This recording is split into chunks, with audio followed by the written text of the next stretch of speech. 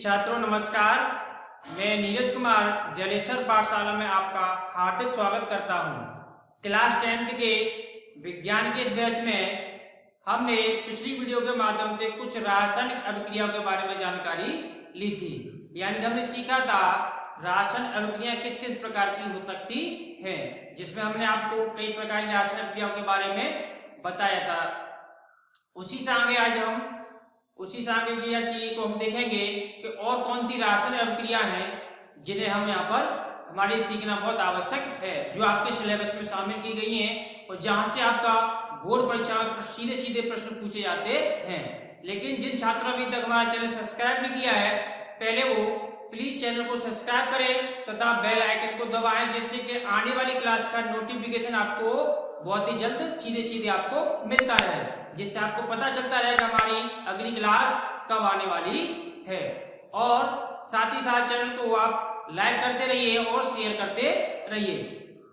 चलिए, तो इससे पहले हमने लास्ट में पिछली वीडियो के माध्यम से पढ़ा था उपचयन तथा अपचयन रासायनिक अभिक्रियाओं के बारे में। तो उपचयन और अपचयन थोड़ा शब्दों में भी उलझा हुआ सा पल लगता है, यहाँ पर पेपर में भी आपको ऐसे पूछा जाता है। ऐसे उपचयन का दूसरा नाम भी हम आपको बताए थे ऑक्सीकरण अभिक्रिया। कौन सी अभिक्रिया? ऑक्सीकरण अभिक्रिया, या ऑक्सीकरण अभिक्रिया में आपको इसका नाम बताए थे। उसी का आगे कभी कभी सिचुएशन क्या होती है, एक ही रासायनिक अभिक्रिया में उपचयन तथा अपचयन दोनों की प्रवृत्ति पाई जाती है, तो उस रासायनिक अभिक्रिया को हम क्या कहते हैं? तो उसे हम कहते हैं रेडॉक्स अभिक्रिया। तो आज हम किसके बारे में सीखेंगे? आज हम सीखेंगे रेडॉक्स अभिक्रिया के बारे में। रेडॉक्स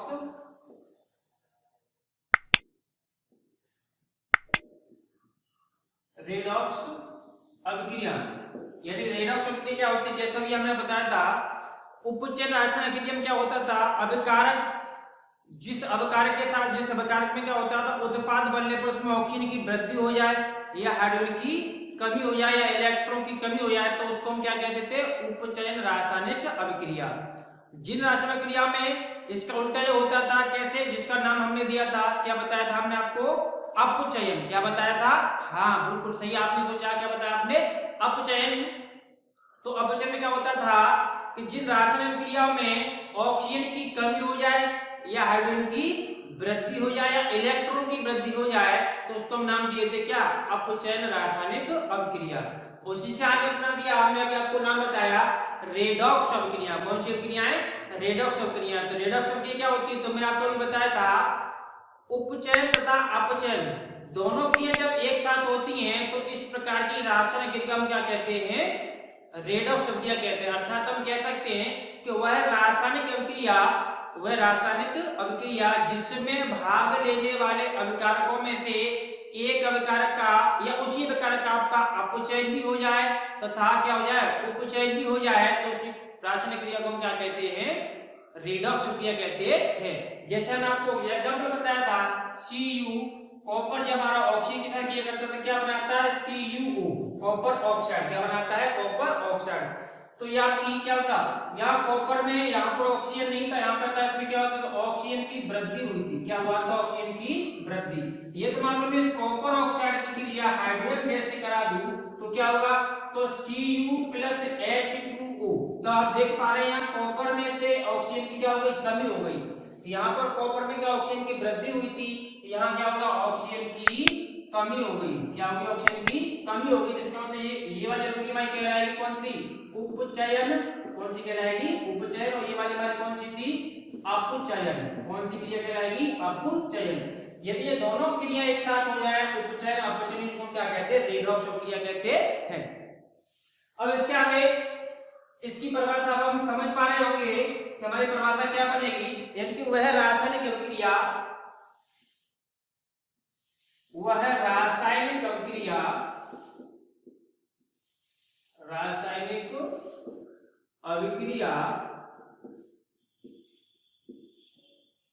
जिसमें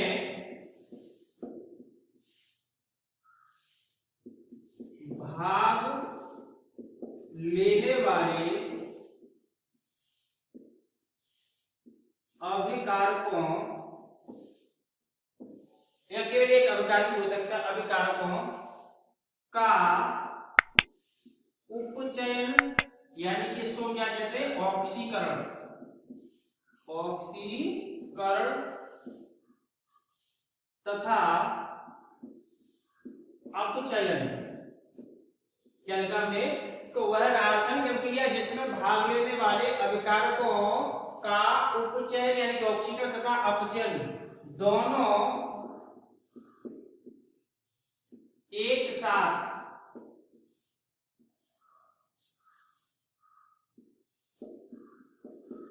होते हों तो उसे रेडॉक्स अभिक्रिया कहते हैं। रेडॉक्स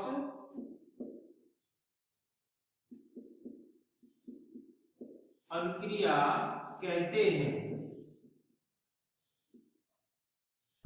तो क्या लिखा हमने, वह रासायनिक अभिक्रिया जिसमें भाग लेने वाले अभिकारकों का उपचयन तथा अपचयन दोनों एक साथ होते हो तो उसे हम क्या कहते हैं, रेडॉक्स अभिक्रिया कहते हैं। चलिए अब एक उदाहरण के माध्यम से समझ लेते हैं। जैसे अभी हमने आपको उदाहरण बताया था, कॉपर ऑक्साइड की क्रिया हम जब हाइड्रोजन गैस से कराते हैं तो हम देखते क्या मिलता है कि Cu यानी कि कॉपर इसमें से अलग हो जाता है, ऑक्सीजन किसके साथ चला जाता है, हाइड्रोजन के साथ, अर्थात हम देखने में क्या बनता है, H2O। क्या बनता है, H2O। अब हम जब इसकी तुलना करते हैं, हम कैसे पहचानते हैं रेडॉक्स अभिक्रिया, तो हम आपको बता दें, हम इधर कॉपर को तय करेंगे, इधर भी कॉपर को तय करेंगे, हम दोनों पर टारगेट करेंगे, कॉपर को लेकर टारगेट करेंगे।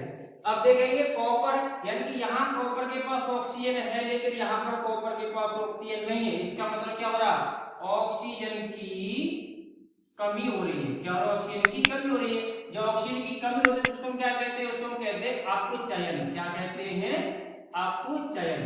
अब आप हाइड्रोजन को टारगेट करेंगे तो यहाँ पर देखेंगे हाइड्रोजन, यहाँ इसके पास ऑक्सीजन नहीं है लेकिन यहाँ पर हाइड्रोजन के पास क्या ऑक्सीजन है। इसका मतलब इस H से इसमें क्या हुआ, ऑक्सीजन की वृद्धि होगी, यानी क्या हुआ, ऑक्सीजन की वृद्धि हुई। ऑक्सीजन की वृद्धि को हम क्या कहते हैं, उपचयन या ऑक्सीकरण। क्या कहते हैं, उपचयन या ऑक्सीकरण। तो इस प्रकार की रासायनिक अभिक्रिया को हम क्या कहते हैं, रेडॉक्स अभिक्रिया कहते हैं। अब यहाँ पर ध्यान देने वाली बात क्या होती है, यहाँ से भी आपको परीक्षा प्रश्न कुछ इस प्रकार से पूछा जाता है, मतलब बातों को आपके सामने घुमा के प्रदर्शित किया जाता है। जिस अभिकार काश में अपचयन हुआ है, क्या हुआ है, अपचयन, तो इसको हम कहते हैं उपचायक या ऑक्सीकारक पदार्थ। क्या कहते हैं इसको, उपचायक या ऑक्सीकारक पदार्थ। और जिस अभिकार का उपचयन हुआ उसको हम कहते हैं अपचायक, उसे हम क्या कहते हैं, अपचायक। तो प्रश्न यहाँ से आपका बनता है कि उपचायक तथा अपचायक किसे कहते हैं। तो वहां पर आपको यही रासायनिक क्रिया काम आएगी, आप इसमें परिभाषित इसकी परिभाषा भी लिखेंगे और आप इस प्रकार से आप इसका उदाहरण यही इस्तेमाल कर सकते हैं। अब देखिए इसमें हम क्या करेंगे, इस बात को नोट करके लिख लेंगे। पहली बात कि जिस अभिकारक का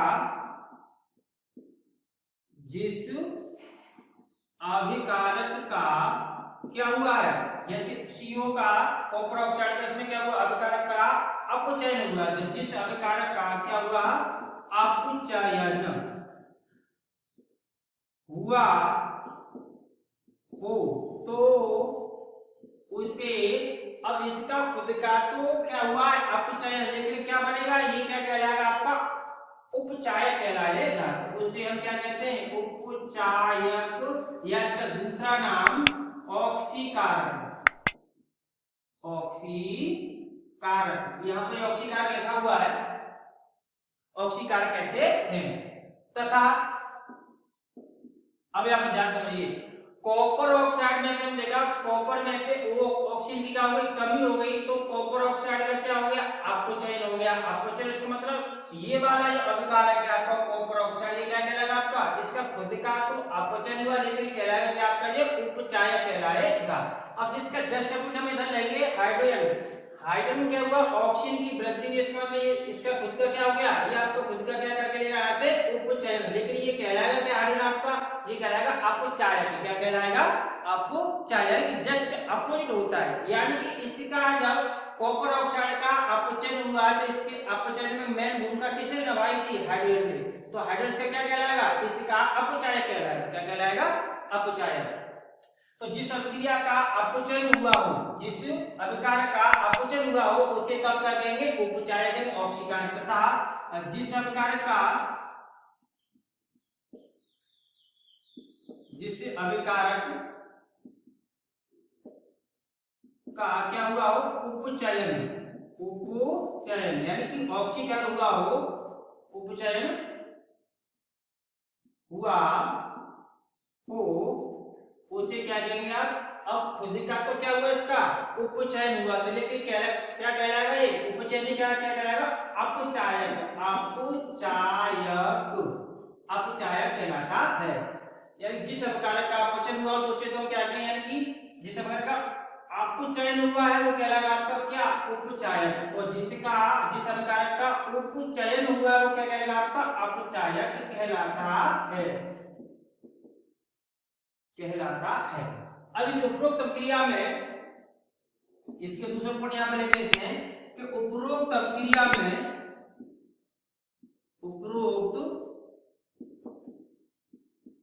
अभिक्रिया में अब अपचायक पदार्थ कौन सा होगा? अपचायक क्या होगा? और आपका अपचायक यानी उपचायक और अपचायक दोनों पदार्थों के हम नाम डोमिनेशन बताएंगे। तो ये बात अगर आप ध्यान से समझ गए होंगे तो आपको यहाँ पर स्पष्ट नजर आएगा आपका उपचायक कौन सा हुआ है। तो अब आप देखिए जिसका खुद का क्या हुआ हो? अपचयन। खुद का क्या हुआ हो? अपचयन। तो अपचयन किसका हुआ? कॉपर ऑक्साइड का क्या हुआ है? अपचयन। तो CuO इसका खुद का हो गया अपचयन, तो ये क्या बन गया? आपका उपचायक बन गया। क्या बन गया? उपचायक, क्योंकि इसने हाइड्रोजन का क्या किया है? उपचयन किया है। मतलब हाइड्रोजन के उपचयन में किसका हाथ है? कॉपर ऑक्साइड का। और कॉपर ऑक्साइड के अपचयन में किसका हाथ है? तो हाइड्रोजन का। तो हाइड्रोजन क्या कहलाएगी? यहाँ पर अपचायक कहलाएगी। क्या कहलाएगी? अपचायक कहलाएगी। ये प्रश्न आपको कई बार बहुत बार परीक्षा पूछेगा, इसलिए आप उसको ध्यान से समझिए। अगर आपको ये चीज एक बार में नहीं समझ में आए तो वीडियो को प्लेबैक करके अच्छे से समझिए। और जिन छात्रों की चीज आपको समझ में नहीं आए तो मैं दावे के साथ कहता हूं तुमने भाग 1 को नहीं देखा होगा, जहां भाग 1 में मैंने काफी चीज डिटेल से बताई थी अपचायक तथा उपचायक के बारे में। सॉरी, यहाँ पर मैंने आपको बताया था अभिकार तथा आपका प्रोडक्ट के बारे में बताया था। यदि आपने पहली वीडियो न देखी तो पहले जाकर के आप पहली वीडियो को देखिए, तब आप यहाँ पर आइएगा। क्रम से सिस्टमेटिक तरीके से भाग 1, भाग 2, भाग 3 को पढ़िएगा तो सारी चीजें आपकी स्पष्ट एक बार में हो जाएंगी। अब मैं उम्मीद करूंगा आप इसे जल्दी से पेन डाउन करिए या स्क्रीनशॉट लीजिए। इसके आगे हम देखते हैं अन्य रासायनिक अभिक्रियाएं हैं जो आपकी परीक्षा में पूछी जाती है। चलिए, तो आपने ये चीज देखा अपचयन, उपचयन तथा रेडॉक्स अभिक्रिया है। यहाँ से आपको बहुत ही प्रश्न देखने को परीक्षा मिलते हैं। अक्सर यहाँ से प्रश्न आपका बनता रहता है जिसमें हम अपचाय कहते हैं, उपचाय कहते हैं, ये हमने अब तक सीखा। अब इसके आगे एक बहुत ही महत्वपूर्ण टॉपिक है जहाँ से भी आपको प्रश्न अधिकांश देखने को मिलता है परीक्षा में।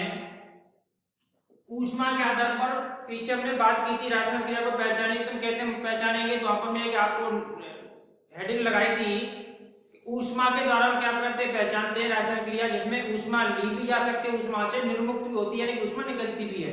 तो जे ऐसी अभिक्रिया जिसमें से ऊष्मा निकलती है उनको हम क्या कहते हैं? जिनको कराने के लिए ऊष्मा देनी पड़ती है उन रासायनिक अभिक्रिया को हम क्या कहते हैं? तो ये सारी बात हम यहाँ पर सीखेंगे। तो पहले हेडिंग में लगाया ऊष्मा क्षेपी रासायनिक अभिक्रिया। ऊष्मा क्षेपी रासायनिक अभिक्रिया यानी कि वो रासायनिक क्रिया होती हैं जब इन रासायनिक क्रिया होती है तो इसमें क्या होता है? ऊष्मा ऑटोमेटिकली निकलती है, अपने आप से निकलती है। जैसे इससे पिछले पार्ट में मैंने आपको बताया था जब कैल्शियम ऑक्साइड यानी कि क्या होता है? कैल्शियम ऑक्साइड, जिसको आप चूना कहते हैं। क्या कहते हैं? चूना या कलेई कहते हैं। आप इसे क्या कहते हैं? कलेई कहते हैं। कलेई की क्रिया यानी कि हम चूने की क्रिया किससे कराते हैं? आपका H2O के पानी से कराते हैं। तो क्या होता है? आपका बुझा हुआ चूना CaOH का बोल्ट प्लस, इसमें क्या होती है? ऊष्मा आपकी निर्मुक्त होती है, निकलती है। क्या होती है, निर्मुक्त होती है, निकलती है। तो इस प्रकार की रासायनिक अभिक्रिया यानी कि जिनसे यानी जो ऐसी रासायनिक जिसमें अभिकारक भाग लेने के बाद क्या होता है, अभिकारक भाग लेते रासायनिक क्रिया पूर्ण होती है, तो उसमें से क्या होती है, ऊष्मा रिलीज होती है, ऊष्मा निर्मुक्त होती है, ऊष्मा निकलती है। ऐसी रासायनिक अभिक्रिया को हम क्या कहते हैं, ऊष्माक्षेपी रासायनिक क्रिया कहते हैं। तो उम्मीद करते हैं ये चीज आपको समझ में आ गई। तो हमारी परिभाषा क्या बनेगी, तो हमारी परिभाषा क्या बनेगी, ऐसी रासायनिक अभिक्रियाएं, ऐसी रासायनिक अभिक्रियाएं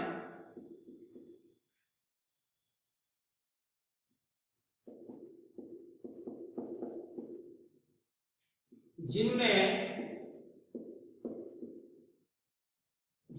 के ऊष्मा क्या होती है, निर्मुक्त होती है। क्या होती है, हाँ, निर्मुक्त मतलब निकलती है, निर्मुक्त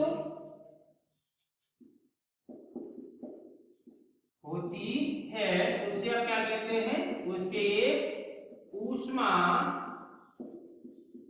क्षेपी रासायनिक अभिक्रिया कहते हैं।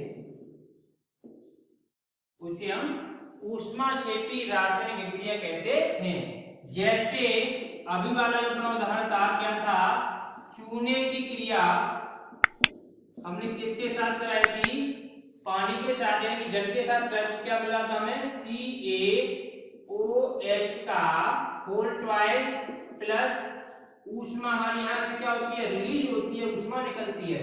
ठीक है, जब कले को हम पानी में डालते हैं तो क्या होता है, वो पानी कैसा होता है, बहुत गर्म होता है, वो धीरे धीरे क्या होता है, वो हमारा पानी ठंडा हो जाता है। इसका मतलब क्या, उसमें से ऊष्मा निकली, उसमें से ऊष्मा निकली। तो ऐसी रासायनिक अभिक्रिया जिसमें से ऊष्मा क्या होती है, निकलती है, निर्मुक्त होती है, उसी को हम क्या कहते हैं, उन्हीं को हम रासायनिक, ऐसी रासायनिक अभिक्रिया को हम क्या कहते हैं, ऊष्माक्षेपी रासायनिक अभिक्रिया कहते हैं। चलिए एक उदाहरण देख लेते हैं। जैसे हम कोयले को जलाते हैं यानी कार्बन, ठीक है, जब हम कोयले को जलाते हैं, जलाने का मतलब होता है उसकी ऑक्सीजन से क्रिया करना। क्योंकि आप अच्छी प्रकार से जानते होंगे, कोई भी पदार्थ, कोई वस्तु तब तक नहीं जल सकती जब तक उसको ऑक्सीजन ना मिले। अर्थात हम कोयले को जलाकर हम क्या कर रहे हैं, उसकी ऑक्सीजन से क्रिया करा रहे हैं। तो इसका मतलब क्या बनेगा आपका, जब कोयला जलता है तो कौन सी गैस रिलीज होती है, CO2। कौन सी रिलीज होती है, CO2। और प्लस कोयला जलता है तो उस कोयले को हम जलाते क्यों है, आप भली भांति जानते हैं। कोयले जलाने का तात्पर्य क्या होता है, हम कोयले को जला लेते क्या लेते हैं, उसको जला करके ऊष्मा लेते हैं, गर्मी लेते हैं। कौन सी एनर्जी लेते हैं, हमसे हीट एनर्जी लेते हैं। तो यहाँ पे हमारी क्या होगी, ऊष्मा रिलीज होगी, यहाँ से क्या निकलती, हमारी ऊष्मा निकलती है। तो ये जो रासायनिक क्रिया है जिससे क्या हो रही है, ऊष्मा निर्मुक्त हो रही है, यानी ऊष्मा निकल रही है। ठीक है, तो ऐसी रासायनिक क्रियाओं का क्या कहते हैं, ऊष्माक्षेपी रासायनिक क्रिया कहते हैं। अच्छा, इसके साथ इसकी जस्ट अपोजिट होती है आपकी कौन सी, ऊष्मा शोषी। कौन सी, ऊष्मा शोषी अभिक्रिया। ऊष्मा शोषी अभिक्रिया ये वो रासायनिक अभिक्रिया होती हैं जिनको पूर्ण कराने के लिए हमें ऊष्मा को देना पड़ता है, यानी कि इसमें ऊष्मा निकलती नहीं है। इनको जब तक ऊष्मा ना दी जाएगी तब तक ये रासायनिक अभिक्रिया पूरी नहीं होती है। अर्थात इसके जस्ट अपोजिट है, यहाँ तो क्या हो रहा है, यहाँ पर ऊष्मा निकल रही है और इनको ऊष्मा में कराने के लिए क्या है, रासायनिक अभिक्रिया कराने के लिए ऊष्मा देनी पड़ेगी। तो ऐसी रासायनिक अभिक्रियाएं, ऐसी रासायनिक अभिक्रियाएं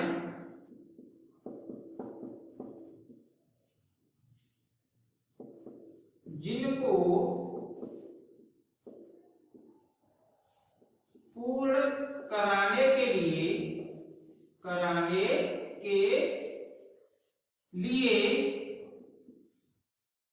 ऊष्मा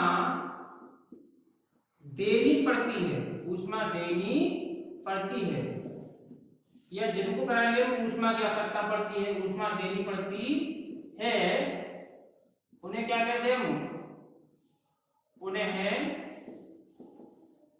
ऊष्मा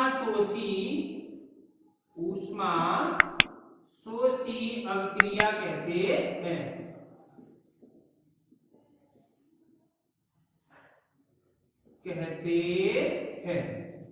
अर्थात ऐसी रासायनिक अभिक्रियाएं जिनको पूर्ण कराने के लिए ऊष्मा देनी पड़ती है उन्हें हम क्या कहते हैं, उन्हें हम ऊष्मा शोषी रासायनिक अभिक्रिया कहते हैं।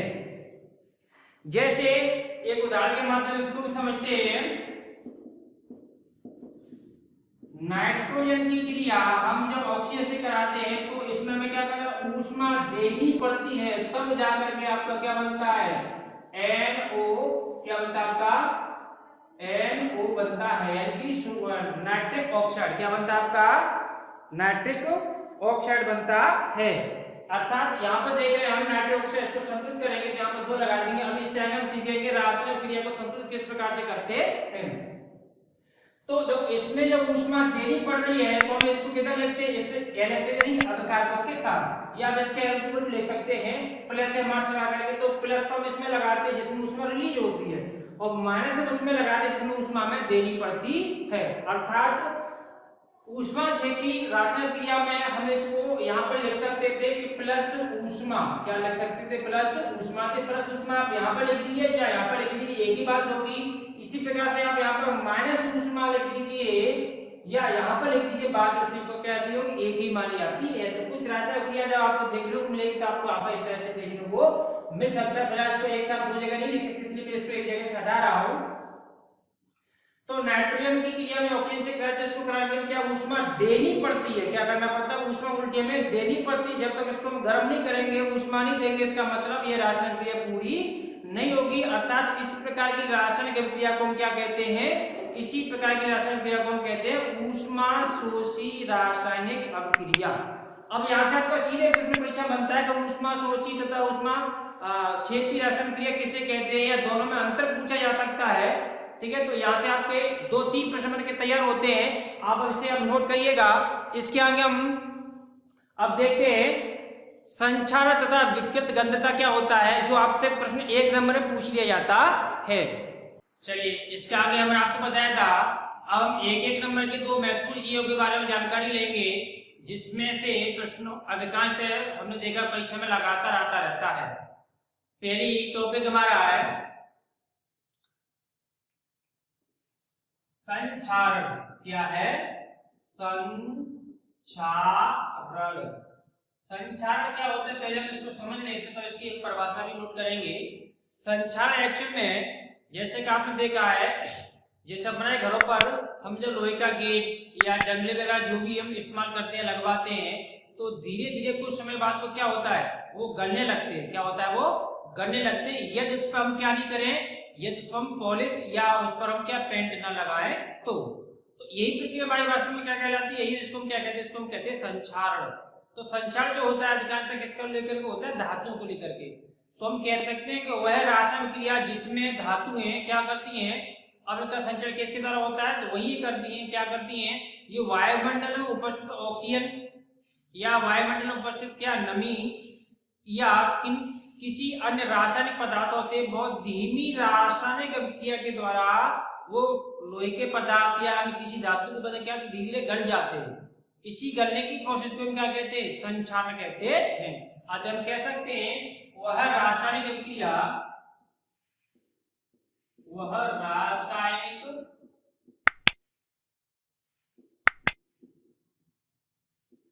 अभिक्रिया जिसमें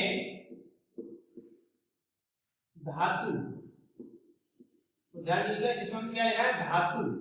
तो वह रासायनिक क्रिया जिसमें धातु क्या होती है, वायु में उपस्थित, यह वायुमंडल में है ना, वायु में उपस्थित, वायु में उपस्थित ऑक्सीजन,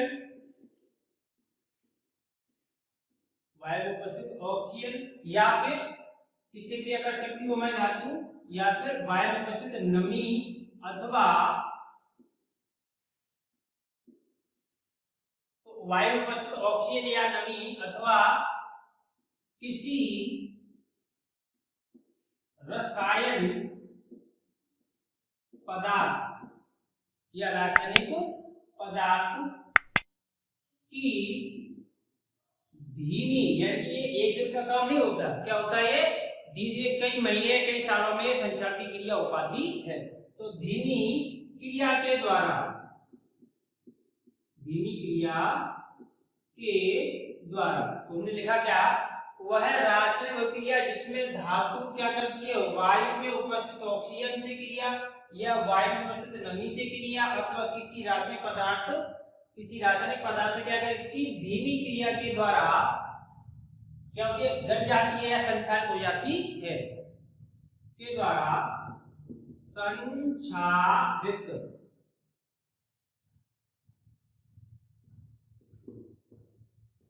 होती है, तो उसे का मतलब कहते हैं उस रासायनिक क्रिया को, उसे क्या कहते हैं, उसे हम संक्षारण कहते हैं।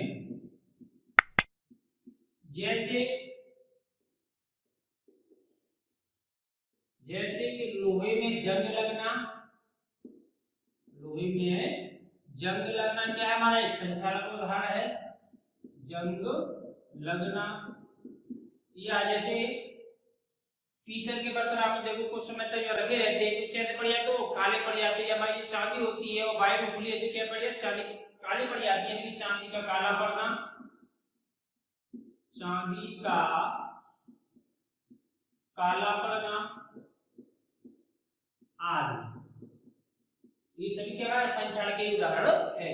चांदी का काला पड़ना, यहाँ पे भी आपको सीधे प्रश्न पूछा जाता है, हमारी चांदी काली क्यों पड़ जाती है। तो चांदी क्या होती है, वायुमंडल में उपस्थित ऑक्सीजन से क्रिया करके, यानी कि धातु जितनी भी होती है वो ऑक्सीजन से क्रिया करके क्या बनाती है, अपने धातु का क्या बनाती है, ऑक्साइड बनाती है, जो किस प्रकार का होता है, वो काले रंग का बनता है। इसलिए जितनी भी धातुएं हैं जो वायुमंडल में खुली रह जाती है, जिन पर संचार नहीं, मतलब जिनके अंदर संचार होता है, वो क्या होती है, वो काली पड़ जाती है या वो गल जाती है। तो यही विधि या यही प्रक्रिया हमारी क्या कहलाती है, यही प्रक्रिया हमारी संचार कहलाती है। इसका दूसरा जो महत्वपूर्ण टॉपिक आपके सिलेबस के अकॉर्डिंग आपको क्या है, विकृत गंधिता। अब इसके नाम से स्पष्ट होता है कि विकृत गंधिता क्या होता है। देखो विकृत का मतलब होता है किसी चीज का रूप को, उसके रूप का बिगड़ जाना या उसकी मूल अवस्था का बिगड़ जाना। और यहाँ पर विकृत का के साथ जोड़ा गया गंधिता का मतलब उसके अंदर जो गंध आती है, जिसको आप स्मेल, खुशबू या बदबू जो भी कहते हैं, वो क्या होती है, उसकी मूल अवस्था की चेंज हो जाती है, तो उसी को हम क्या कहते हैं, विकृत गंधिता कहते हैं। अब ये चेंज क्या होती है, जैसे हमने देखा गर्मियों के दिनों में जब हमारी माता जी घर पर खाना पकाती है तो सुबह का खाना शाम तक खराब हो जाता है, शाम का खाना सुबह तक खराब होता है। यही हमारे एक्शन में होती क्या, ये हमारी विकृत गंधता होती है। अर्थात तो वो चेंज कैसा होता है, उसके स्वाद में परिवर्तन आ जाता है, उसकी गंध में भी परिवर्तन आ जाता है, यानी कि उसकी गंध पहले ऐसी नहीं होती जैसे को पहले वो पका हुआ था, फ्रेश था, तब जैसे उसकी गंध नहीं होती। तो उसकी जो गंध बदल गई है, यानी उसकी गंध में क्या आ गई, विकृति आ गई है, इसी को हम क्या कहते हैं, विकृत गंधता। उसको ही क्या कहते हैं, विकृत गंधता। तो ये सारे क्या होते हैं, ये वो खाद्य पदार्थ होते हैं जो या तो तेल में पके होते हैं या किसी बसा में पके होते हैं। बसा मतलब आपका घी वगैरह, जिसको बसा कहते हैं, फैट कहते हैं, उसके पके पदार्थ होते हैं। तो अर्थात हम कह सकते हैं तेल युक्त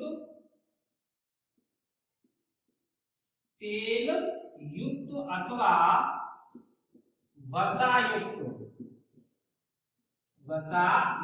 खाद्य पदार्थ जिनमें क्या होता है, जिनमें इनकी गंध बदल जाती है और उनका स्वाद बदल जाता है। तो तेल युक्त खाद्य पदार्थ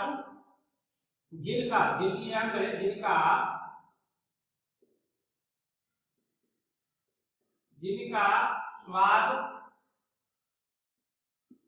तथा गंध में क्या होता है, गंध में परिवर्तन होता है या परिवर्तन हो जाता है,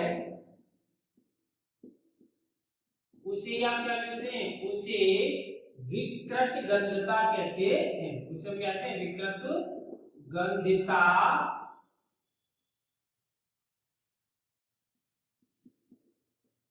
कहते हैं। अब विकृत गंधता जैसे आपने देखा है, आप जितने भी मार्केट से खाद्य पदार्थ लेते हैं, जैसे आपके चिप्स वगैरह हुए, कुरकुरे वगैरह हो, जो भी आप खाने के पदार्थ लेते हैं, उसमें क्या होता है, वो आपके तेल में सिके हुए होते हैं या फिर वसा में यानी घी वगैरह में सिके होते हैं, जहां आपको डालडा हो या असली देसी घी या जैसा भी आपका घी हो, जैसा भी वो आपकी वसा हो।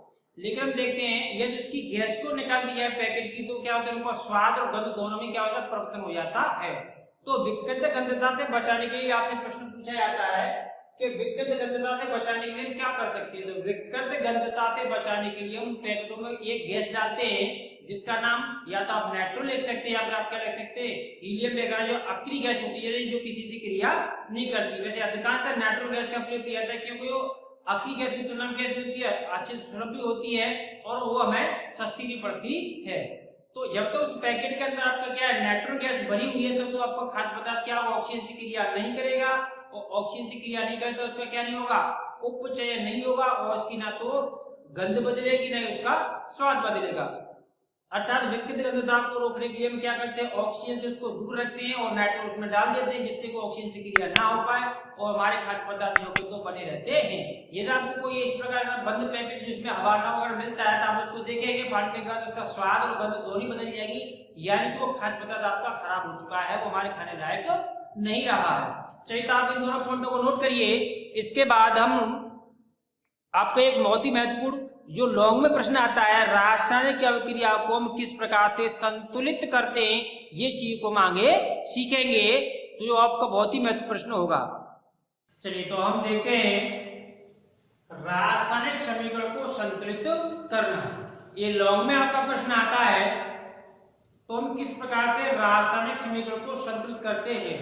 तो जिस प्रकार से हम रासायनिक समीकरण को संतुलित करते हैं हमारी उस विधि का नाम है हिट एम ट्रायल विधि। कौन सी, हिट एम ट्रायल मेथड, जिसको हम हिट एम ट्रायल विधि कहते हैं। ऐसा नहीं कि आप इस विधि को पहली बार पढ़ रहे हैं, गणित में आप पहले भी पढ़ चुके हैं, लेकिन यहाँ पर हम इसको किस प्रकार से अप्लाई करेंगे, चलिए हम इसको सीखते हैं। तो कुछ स्टेप्स होते हैं जिनको हमें याद रखना होता है, यानी कि विधि की प्रोसेस क्या है, हम किस प्रकार से विधि को अप्लाई करते हैं, किस प्रकार से हम इसके द्वारा किसी भी रासायनिक समीकरण को संतुलित कर सकते हैं। स्टेप नंबर 1, यहाँ पे विधि का भी नाम लिख दिया आपका हिट एवं ट्रायल विधि, इसके द्वारा हम इसको संतुलित कर रहे हैं हिट एवं ट्रायल विधि। तो इसी विधि से आपको सीधे सीधे प्रश्न पूछा जाता है। यदि आपसे इसके दौरान यदि विधि का नाम न लिखा हो तब भी आपको किसी रासायनिक समीकरण को इसी विधि से संतुलित करके आना है। वैसे हालांकि आपकी रासायनिक समीकरण एक ही लाइन में संतुलित भी हो जाती है, लेकिन पहले आप इस विधि को सिस्टमेटिक तरीके से समझिए। इसके बाद जैसे आप चीज को समझते आएंगे तो वह अगले चैप्टर में आप किसी भी रासायनिक समीकरण को एक लाइन में संतुलित कर सकते हैं। लेकिन यहाँ पर हमें इस विधि के द्वारा पूरे प्रोसेस को फॉलो करना होता है। स्टेप नंबर 1, सबसे पहले असंतुलित समीकरण को लिखकर उसके सूत्रों के चारों ओर कोष्ठक बनाते हैं। मतलब ये कहना चाह रहे हैं कि हमें जो भी रासायनिक समीकरण दिया हो उसको हम क्या करेंगे, उसको हम पहले अपने सॉल्यूशन में यहाँ पर लिखते हैं उसका हल, वहां पर उसको नोट करेंगे और इसके जो भी फॉर्मूले दिए हो इसके अंदर जिन रासायनिक पदार्थों के उनका जो भी रासायनिक फॉर्मूला दिया उसके चारों क्या करेंगे, एक बॉक्स सा बना लेंगे और उसको समीकरण नंबर 1 दे देंगे। अब इसको हम आगे समझेंगे तो इसकी चर्चा इसको देखेंगे किस प्रकार से करते हैं। पहले में एक बार स्टेप्स को सारे को पढ़ लेते हैं। स्टेप नंबर 2 यानी कि पहला काम, स्टेप नंबर 1 का मतलब क्या था, पहला काम सबसे पहले आपको ये करना है। स्टेप नंबर 2 इसका मतलब दूसरा काम आपको ये करना है। स्टेप नंबर 3 का मतलब ये करना है। यहाँ पर स्टेप 5-6 आपके स्टेप लिखे हुए हैं, लगभग 5 स्टेप हैं, लेकिन ये जरूरी नहीं है कि आप 5 स्टेप में इस रासायनिक समीकरण को संतुलित करें। ये स्टेप की संख्या आपकी 6 भी हो सकती है, 7 भी हो सकती है। यदि कोई रासायनिक समीकरण इससे छोटी है, वो 1-2 बार में संतुष्ट हो रही है, मतलब संतुलित हो रही है, तो इससे कम भी स्टेप हो सकते हैं या इससे ज्यादा भी हो सकते हैं। तो ये डिपेंड करता है हमारी समीकरण संतुलित करने के लिए कितनी बड़ी है कितनी छोटी है। तो स्टेप नंबर 2 में देखा है कि असंतुलित समीकरण में उपस्थित विभिन्न तत्वों के परमाणु की सूची बनाते हैं, यानी कि हम एक लिस्ट बनाते हैं। इसमें ये देखते हैं कि इसके अभिकारकों में तथा उत्पादों में जिन तत्वों की यहाँ पर चर्चा की गई है उनके परमाणु की संख्या इधर कितनी है और उधर कितनी है, उसको बनाते हुए दिखाएंगे। अभी स्टेप नंबर 4 इसका अगला स्टेप अब क्या करेंगे, 3 अब उस तत्व या यौगिक को संतुलित करना प्रारंभ करते हैं जिसमें परमाणुओं की संख्या सबसे अधिक हो। हाँ, यहाँ पर एक विशेष ध्यान देने वाली बात यह है कि हम सबसे पहले उस तत्व के परमाणु को टारगेट करते हैं जिसकी संख्या सबसे ज्यादा होती है। कारण इसलिए कि जिसकी संख्या ज्यादा होती है तो आपने उसको संतुलित कर लिया, तो जो कम संख्या में है उनको संतुलित करना काफी आसान होता है। यदि आपने कम को पहले संतुलित किया, फिर जो उनकी संख्या ज्यादा होती है तो उसको फिर मैनेज करना या संतुलित करना काफी टेढ़ा हो जाता है। इसलिए हम काम को ऐसे करें जिससे हमारा काम आसान हो, न कैसे करें जिससे हमारा काम कठिन हो। इस नंबर 4 दिया। इसके बाद समीकरण को पुनः देख करके अन्य तत्वों की परमाणु को संतुलित करते हैं, यानी कि फिर हम देखते हैं कौन से तत्व उसमें जो दिए गए थे अभी भी संतुलित नहीं है, तो उसको भी आप क्या करेंगे, संतुलित करेंगे। उसके लिए आप टेबल बनाएंगे, फिर उसके लिए आप टेबल बना के उसको संतुलित करके देते हैं। अगला स्टेप दिया है, अंत में संतुलित समीकरण का परीक्षण करते हैं कि समीकरण के दोनों ओर प्रत्येक तत्व के परमाणुओं की संख्या समान है अथवा नहीं। जब पूरी समीकरण आपकी संतुलित हो जाए, फिर भी हम क्या करेंगे, एक बार संतुष्टि के लिए उसको उसके LHS वाले भाग में और RHS वाले भाग में, अर्थात अभिकारकों में परमाणु की संख्या और उत्पादों में परमाणु की संख्या को दोनों तरफ चेक करके देख लेते हैं कि हमारी रासायनिक समीकरण संतुलित हुई या नहीं हुई। यदि नहीं हुई तो हम उसके 1-2 स्टेप और आगे बढ़ा करके उसे संतुलित करने की कोशिश करते हैं। चलिए तो देखिए एक प्रश्न के माध्यम से, यानी कि आपका परीक्षा प्रश्न किस प्रकार से पूछा जाता है, सेम उसी प्रकार से मैंने यहाँ पे एक प्रश्न को संयोजित किया हुआ है, जिसको हम समझेंगे कि इसके द्वारा किसी भी रासायनिक समीकरण को हम किस प्रकार से संतुलित कर सकते हैं। तो प्रश्न नंबर 1 दिया, हेटेम ट्रायल विधि से निम्न रासायनिक समीकरण को संतुलित कीजिए। यह आपको सीधा लिखा आया है पेपर में कि निम्न रासायनिक समीकरण को संतुलित कीजिए, तभी भी आपको कौन सी इसी विधि के द्वारा संतुलित करना होगा। तो एक समीकरण दे रखा आपको Fe + H2O इक्वल टू, इसको इक्वल टू बोलते हैं, ये P का निशान होता है उसको क्या बोलते हैं, इक्वल टू, यानी बराबर का निशान होता है। जिस प्रकार से आप गणित में 2 लाइनें खींचते हैं, उसी प्रकार से केमिस्ट्री में आपके विज्ञान में क्या कहते हैं, तीर को क्या कहते हैं, बराबर का चिन्ह कहते हैं। बराबर यानी कि भाई अभिकारक जिसमें भाग ले, इसके बाद उत्पाद क्या बना, Fe3O4 + H2। अब हम यहाँ पर देखेंगे इसको संतुलित कैसे करेंगे। जब इसको संतुलित करते हैं तो अपने स्टेप्स को पढ़ते चलेंगे, इधर हम प्रोसेस को करते चलेंगे। लेकिन फिर भी ये तो यहाँ पर मैं आपको समझा रहा हूँ, ये आपको सारे स्टेप आपको पता होने चाहिए, आपको याद रहने चाहिए, तभी आप जाके परीक्षा में किसी भी रासायनिक समीकरण को संतुलित कर सकते हैं। तो स्टेप नंबर 1 में बताया गया था कि सबसे पहले असंतुलित समीकरण को लिख करके उसके सूत्रों को चारों क्या बनाते हैं, कोष्ठक बनाते हैं। चलिए तो उसको हम लिख लेते हैं। तो हमें दिया है क्या, Fe + H2O = Fe3O4 + H2। अब क्या करेंगे, स्टेप नंबर 1 के अनुसार हम इसके चारों क्या बना देंगे, बॉक्स बना लेंगे, जितने भी हमारे अभिकारक हैं तथा जितने भी हमारे उत्पाद हैं सबको हमने क्या किया, यहाँ पर मैं 4 संख्या में रखी है, 4 को हमने क्या किया, बॉक्स के अंदर बंद कर लिया। अब इसके बाद ये आपका क्या था, स्टेप नंबर 1 था। चलो इसको मैं नोट कर देता हूँ। आपका क्या है, स्टेप नंबर 1, यानी कि पहला चरण है, और ये आपको यहाँ ला लिया हमने हल या सॉल्यूशन, ठीक है ना। अब इसी को क्या करेंगे, समीकरण नंबर 1 दे देंगे, इसको क्या कहते हैं, समीकरण नंबर 1। क्योंकि इसके बाद हम इसमें जैसे जैसे परिवर्तन करते जाएंगे हम समीकरणों की संख्या को आगे बदलते रहेंगे, क्योंकि हमें इसमें वापस दोबारा लौट के नहीं आना होगा, ठीक है ना। चलिए अब स्टेप नंबर 1 में देखिए हमने इसमें जो कहा था वही हमने काम कर लिया। क्या कहा था उन्होंने कि सबसे पहले असंतुलित समीकरण को लिखकर उसके सूत्रों के चारों ओर कोष्ठक बना लेते। तो हमने देखो कोष्ठक बना लिया। अब ये असंतुलित आपको देख के पता चल रहा है, यहाँ पर देखो जो आपका जो Fe है, आयरन है, Ib का मतलब कितने परमाणु है, इधर 1 है, इधर कितने हैं 3, इधर देखो हाइड्रोजन के कितने परमाणु हैं 2, इधर कितने हैं 2। चलो ये तो बराबर है, लेकिन आगे चल के ये भी डिसबैलेंस होंगे भी। ऑक्सीजन के परमाणु इधर कितना 1, इधर कितने आपको देखना 4। इसका मतलब इसमें काफी चीज कैसी है, असंतुलित है, जिनकी परमाणु की संख्या कैसी है, बराबर नहीं है। किस किस की बराबर नहीं है, आपके आयरन के परमाणु की संख्या बराबर नहीं है, और ऑक्सीजन के परमाणु की संख्या भी बराबर नहीं है। हालांकि आपका हाइड्रोजन के परमाणु की संख्या बराबर है, लेकिन इसको भी हम आगे मैनेज कर लेंगे। अब इसके बाद हमें क्या करना है, स्टेप नंबर 2 में क्या है, अब असंतुलित समीकरण में उपस्थित विभिन्न तत्वों के परमाणुओं की सूची बनाते हैं। क्या करते हैं, असंतुलित समीकरण में उपस्थित विभिन्न तत्वों के परमाणुओं की सूची बनाते हैं। तो हम देखें इसमें कौन कौन से तत्व हैं। तो हम क्या करेंगे, एक कॉलम टेबल बनाने के लिए क्या करेंगे, तत्व, एक कॉलम में तत्वों को लिखेंगे, दूसरे कॉलम में लिखेंगे अभिकारकों में उसकी संख्या कितनी है। तो अभिकारकों या अभिकारक में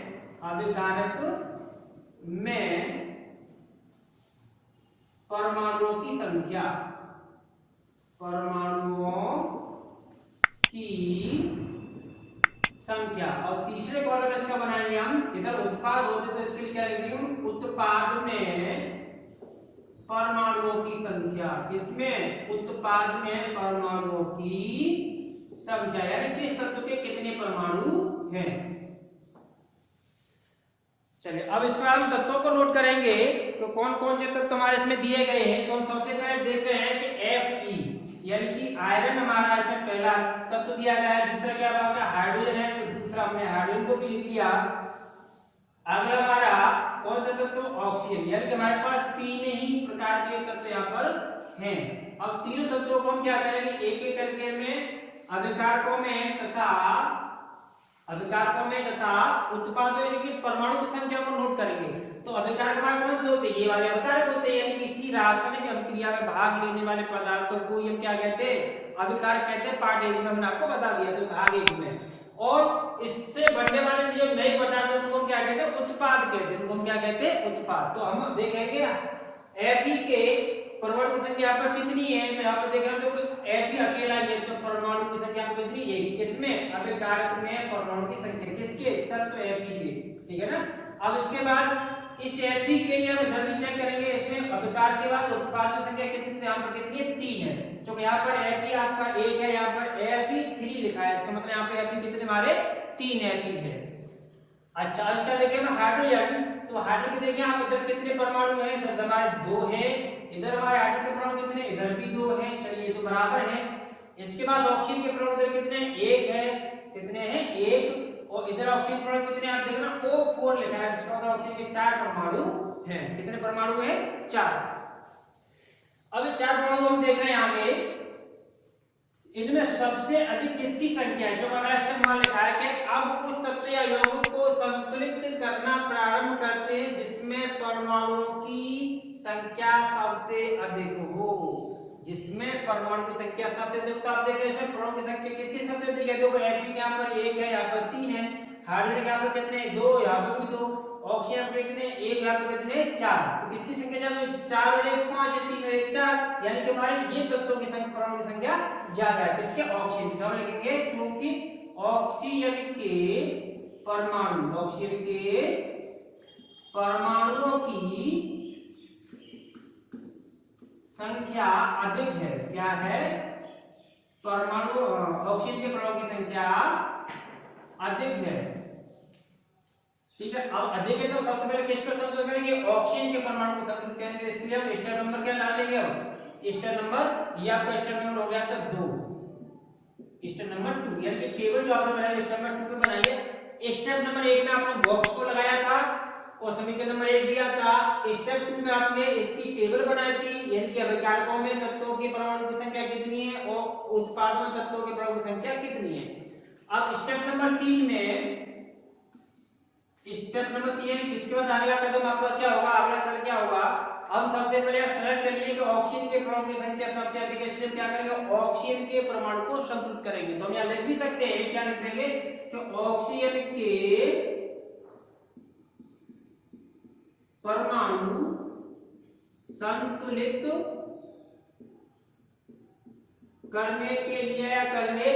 करने के लिए या करने पर, अब ऑक्सीजन के परमाणु को संतुलित हम करेंगे तो इसके लिए हमें एक अलग से टेबल बनानी होगी जिससे थोड़ा हटके होगी, कॉलम वहां भी 3 ही बनेंगे आपके। तो यहाँ लिखिए हम ऑक्सीजन के परमाणु यानी कि प्रारंभ में और संतुलित करने पर कितने थे, अभिकारक और उत्पाद में। यहाँ पर आपके इस तरह से 3 कॉलम यहाँ भी बनेंगे, 3 कॉलम आपके यहाँ भी बनेंगे, तो 1 2 और 3। तो पहला कॉलम, दूसरा, तीसरा कॉलम क्या होता है, जैसा आपको लिखना है ऑक्सीजन के परमाणु, ऑक्सीजन के परमाणु कब, पहली हेड नंबर 1 पे लिखेंगे आप प्रारंभ में, यानी कि स्टार्टिंग में कितने थे, तो प्रारंभ में। इसका सेकंड नंबर पर आप लिखेंगे, सेकंड नंबर पर आप लिखेंगे संतुलित करने पर, संतुलित करने पर। अब इधर किसमें, पहले कॉलम आप लिखेंगे अभिकारक में कितने परमाणु हैं, तो आप लिख देंगे अभिकारक में, और इधर आपके उत्पादों में, है ना, यानी उत्पाद में, उत्पाद में। तो प्रारंभ के अनुसार देखिए प्रारंभ में कितने दे रखे हमें, किसके, ऑक्सीजन के परमाणु, किसके परमाणु, ऑक्सीजन के। देखो ऑक्सीजन परमाणु इधर कितना हमारा 1 है, कितना इधर 1, इधर कितने थे, इधर हमारे थे 4। अब 1 और 4 के बराबर तो नहीं हो सकता ना, तो इसको हम क्या करेंगे, बराबर करने के लिए 1 में हम 4 से गुणा कर दें तो 4 एकम 4, तो इसका मतलब संतुलित करने पर अभिकारक में परमाणु की संख्या कितनी हो गई 4, और उत्पाद में पहले से ही 4, तो कितने हो गए, दोनों तरफ हमारे यानी कि LHS में भी और RHS में परमाणु की संख्या समान हो गई। अब इसके बाद आप इस दोनों चीजों को पहले आप इसे नोट करिए, विधि को समीकरण संतुलित करना किस प्रकार से होता है, इसके बाद आप प्रश्न को इसको नोट करिए। इसके आगे की चीजें मैं आपको बताता हूं, जल्दी से आप इसका स्क्रीनशॉट लीजिए, वीडियो को रोक करके इसे आप पेन डाउन करिए। चलिए आपने नोट कर लिया, तो हमने देखा होगा क्या किया था, हमने उसकी LH1 पार्ट में 4 से गुणा किया हुआ था। तो अब चलेंगे हम वापस समीकरण नंबर 1 पर, इसको इसलिए मैंने यहाँ से हटाया नहीं क्योंकि इसके में जरूरत पड़ने वाली थी। तो समीकरण 1 में आपने जहां ऑक्सीजन के परमाणु संतुलित किए, तो देखना आपने LHS में ऑक्सीजन कहाँ है, तो यहाँ पर दिया है दूसरे वाले बॉक्स के अंदर। तो हम क्या करेंगे, इसी समीकरण को पुनः लिखेंगे, Fe और बॉक्स के अंदर बंद करेंगे आप प्लस, जहां आपने 4 का गुणा किया था वो जगह आपकी ये थी H2, यानी कि आपको ऑक्सीजन के परमाणु जहां आपने 4 का गुणा किया था, तो 4 को आप यहाँ पर इंडिकेट कर देंगे, यहाँ पर लिख देंगे, यानी कि यहाँ पर आप इसे नोट कर लेंगे। इसके बाद इधर तुमने कुछ किया नहीं था, तो उसमें किसी का होना था, आप इन इधर वाली चीजों को तो नोट कर लेंगे। तो Fe3O4 और इसके साथ प्लस H2 यानी कि हाइड्रोजन। अब इसको दे देगा समीकरण नंबर कौन सा, सेकंड। चलिए समीकरण में एक हमें आवश्यकता नहीं आती, हम इसको हटा रहे हैं, इसे तो पहले नोट कर चुके हैं। अब इसके बाद अब हम यहाँ पर देख रहे थे, वो ऑक्सीजन के परमाणु तो कितने, 4 का मतलब यहाँ पे 4 लगा दोगे, 4 ऑक्सीजन के लिए काम करेगा, 4 हाइड्रोजन के लिए भी काम करेगा। ये दे 4 का जो गुणा हमने किया है उसका प्रभाव हाइड्रोजन पे भी पड़ेगा और ऑक्सीजन पे भी पड़ेगा, ठीक है ना। तो ऑक्सीजन परमाणु इधर कितने हो गए 4, इधर कितने हो गए आपको देखना, ऑक्सीजन परमाणु 4। चलो ऑक्सीजन के परमाणु तो संतुलित हो गए, लेकिन जैसे हमने ऑक्सीजन परमाणु को संतुलित किया तो वैसे देखना आपके हाइड्रोजन के परमाणु पहले संतुलित थे, अब कैसे हो गए, अब असंतुलित हो गए। क्योंकि हम देख रहे हैं तो इससे 4 का हम जैसे इसमें गुणा करते हैं तो ये हाइड्रोजन परमाणु पहले से 2 है, और 2 के हम जब 4 गुना कर देंगे तो 2 चौके 8, कितने हो जाएंगे, ये 8 हो जाएंगे, यानी कि हाइड्रोजन परमाणु यहाँ पर हो गए 8, तो यहाँ पर कितने हमारे, यहाँ पे तो 2 ही है। इसका मतलब हाइड्रोजन के परमाणु असंतुलित हो गए जो पहले संतुलित थे। अब हम अगला टारगेट हाइड्रोजन पर कर लेंगे, वैसे हालांकि यहाँ पर हमारा Fe इधर 1 है, इधर 3 है, ये भी संतुलित नहीं है, लेकिन हम इसको अगले स्टेप में ले लेंगे, एक एक करके हम सबको संतुलित करेंगे। तो स्टेप नंबर 1 2 3 कर चुके थे हम, इसका स्टेप नंबर 4 को ले लेंगे। शायद मैं ध्यान नहीं आ रहा है तो उसको मैंने 3 बता दो, उसको 4 ले लेंगे, 2 बता दो, उसको 3 कर लेंगे आप, ठीक है। तो स्टेप नंबर 4 में अब क्या करेंगे, हम हाइड्रोजन के परमाणु संतुलित करने पर तो हम क्या लिखेंगे, हाइड्रोजन के H2 यानी कि हाइड्रोजन के मतलब H को हम हाइड्रोजन ही पढ़ेंगे, अब क्या पढ़ेंगे, हाइड्रोजन के परमाणु संतुलित करने पर,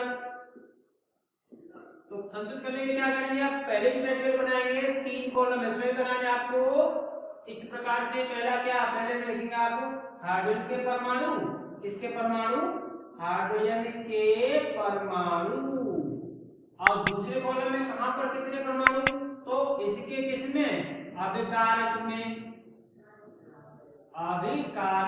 हाइड्रोजन के परमाणु, फिर उत्पाद में यानी कि उत्पाद में हाइड्रोजन के परमाणु। अब हाइड्रोजन परमाणु यानी कि प्रारंभ में कितने हैं, यानी कि यहाँ पर अभी है कितने, और संतुलित करने पर कितने होंगे, संतुलित करने पर, तो हम क्या लिखेंगे, संतुलित करने पर। इस तरह से अपने बॉक्स को बंद कर लेंगे, ठीक है।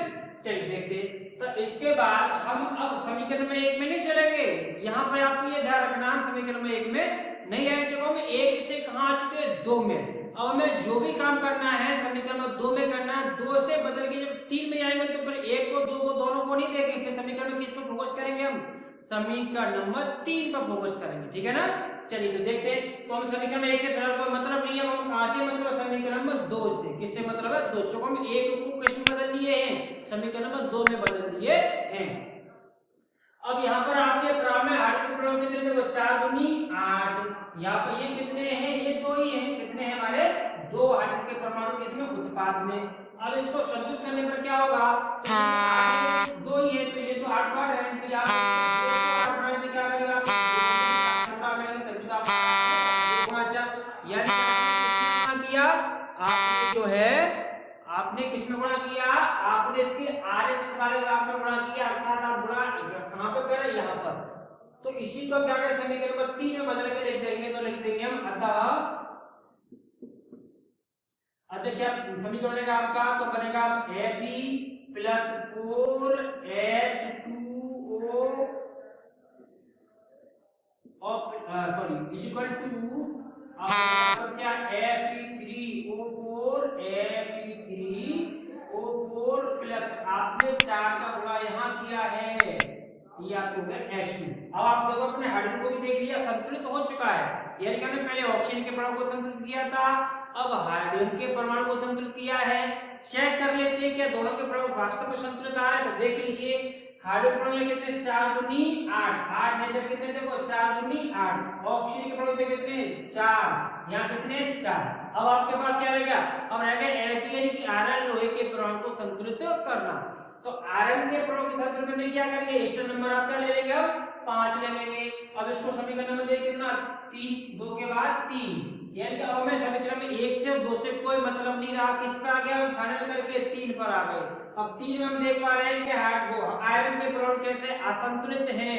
अब इनको संतुलित करने के लिए हमें क्या करना होगा? अगले स्टेप पे चलना होगा। तो हमारा स्टेप नंबर कौन सा आएगा? 5। यानी इस प्रकार के स्टेप आपको बढ़ भी सकते हो।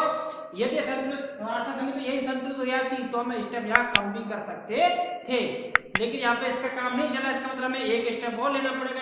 तब भी नहीं काम चला तो हमें एक स्टेप और लेना पड़ेगा। तो यहाँ पर कोई स्टॉप की संख्या निश्चित नहीं होती है, या स्टॉप की स्टेप जो हमारी बनते चढ़ो बनते वो कम बढ़ती भी हो सकते हैं। अब यहाँ पर देखेंगे इसके लिए क्या करना है? Fe को टारगेट किया है हमने, तो लिखेंगे Fe यानी कि आयरन के परमाणु क्या करने हमें? संतुलित करने के लिए। ध्यान रखना हाइड्रोजन के परमाणु संतुलित करने पर ताकि Fe के परमाणु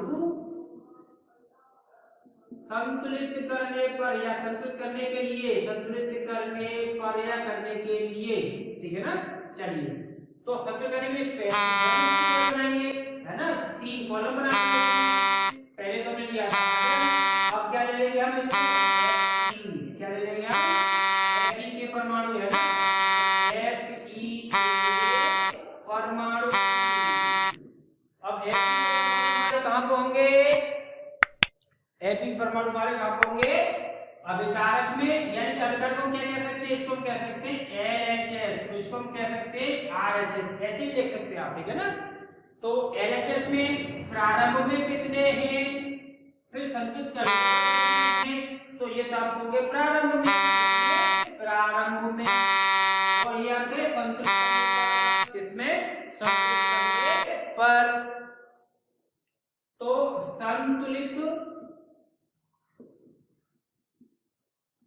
करने पर, है ना, संतुलित करने पर। तो LHS में यहाँ पर देख समीकरण नंबर 3 में तो Fe यहाँ पर कितना हमारा 1 है, यहाँ पर कितने 3 है, तो किसका गुणा करेंगे? अब तो आप समझ गए होंगे। यानी कि LHS में हम समीकरण में इधर भी कितने 3 से गुणा करते हैं, 3 है क्या? 3 ये तो पहले से 3, यानी कि अब इधर भी Fe परमाणु 3 हो गए, इधर भी कितना हो गए? 3। अब इसको 3 करने के बाद हम क्या करेंगे? चलो आपने ये चीज इधर से नोट कर ली, मैं इसको इधर फॉलो कर लेता हूँ, इसको इधर कंप्लीट कर लेते हैं।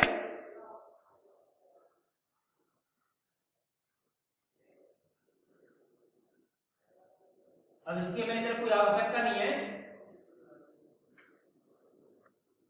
अब इसका संतुलन करने पर समीकरण 3 पर वापस चलेंगे। तो हमने लिखा है यहाँ पर Fe ब्रैकेट बॉक्स अपने लगाया हमने, तो Fe प्लस 4H2O बॉक्स के अंदर बन गया, इक्वल टू हमारा कितना बना? तो इधर था हमारा Fe3O4, यहाँ पर हमने इसके बॉक्स लगाया प्लस, अब इधर हमने क्या किया? 4H2, क्या कर दिया? 4H2। इधर हमने देखा स्टेप नंबर 5 में इसको संतुलित करने इसके हमने एलएचएस में यानी कि एफ यहाँ पर लिखा है, उधर हमने क्या किया 3 से गुणा किया हुआ है। इसका मतलब इसके आगे क्या लगा देंगे समीकरण नंबर, इसके अंदर समीकरण में इसको क्या दे देंगे अब, उधर हमारा 3 था, एक मतलब हमारा 4 हो गया, समीकरण कितना हुआ 4। अब आप यहाँ पर जो मैंने उधर स्टेप लास्ट में दिया था, आप क्या करेंगे पूरे समीकरण को रीचेक कर लेंगे, पूरा जांच लेंगे कि एलएचएस में तथा आरएचएस में यानी कि अभिकारकों तथा उत्पादों में प्रत्येक तत्व के परमाणुओं की संख्या समान है कि नहीं है।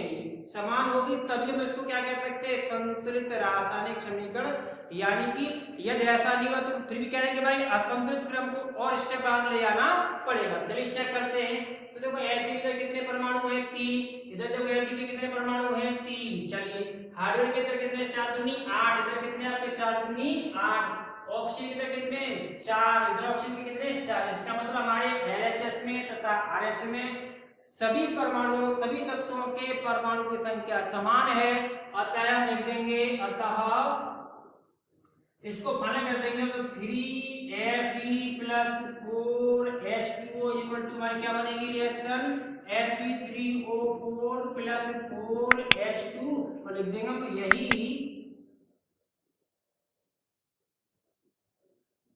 यही संतुलित रासायनिक समीकरण होगा, संतुलित रासायनिक समीकरण होगा। तो इस प्रकार से हमने सीखा किस प्रकार से हम किसी रासायनिक समीकरण को संतुलित करते हैं। और मैं आपको बता दें, आपको बहुत लॉन्ग में प्रश्न आता है, बहुत इंपॉर्टेंट प्रश्न है, आप इसको ध्यान दें। अगर आपकी समझ में चीज एक बार में ना आई हो तो क्या करें, आप इस वीडियो को पूरे शुरू से लेकर अंत तक देखें कि हम जो किसी रासायनिक समीकरण को किस प्रकार से संतुलित करते हैं। चलिए, तो आपको आज तक उम्मीद है सारी चीज आपको अच्छी लगी होगी। सारी चीज आपको अच्छी लगी होगी तो प्लीज आप चैनल अभी तक आपने सब्सक्राइब ना किया तो चैनल को सब्सक्राइब करें तथा बेल आइकन को भी दबा लें, जिससे आने वाली क्लास की नोटिफिकेशन आपको मिलती रहे, तथा अधिक से अधिक चैनल इस चीज को शेयर करें, जिससे कि आपको और आपके भाइयों को या दोस्तों को इसका भी लाभ मिल सके। और लाइक जरूर करिएगा प्लीज। धन्यवाद।